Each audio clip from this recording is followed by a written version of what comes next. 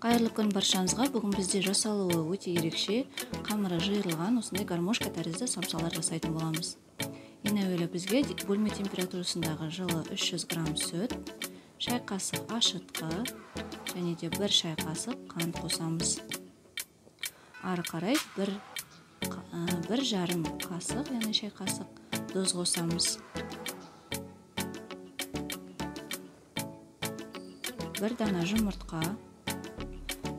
Bunun тестісі самсаның, яғни песочный тесті болғандықтан, және де еріген сары май қосамыз 100 грамм. Және де 100 грамм сұйық май қосамыз. Барлығын жақсылап араластырып, енді біздер келесі електен ұнымызды өткізіп қосатын боламыз.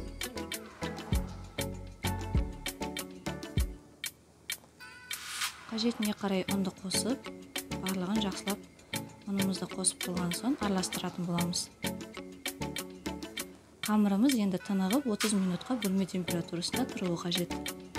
Ары қарай оған дейін біздер салмасын дайындайтын боламыз. Менде бұл жерде салмасында тартылған сиыр еті және уақтап туралған картошка, уақтап туралған пияз, дәміне қарай тұз, қара бұрыш қостым. Барлығын жақсылап араластырып, салмасын қоя тұрамыз.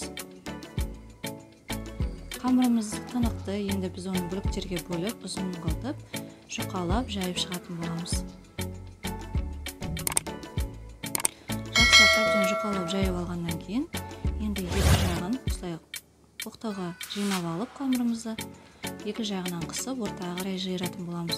Осы кезде біздің қамырымыз жиырылып, осындай гармошка тәрізді болып шығуға қажет болады.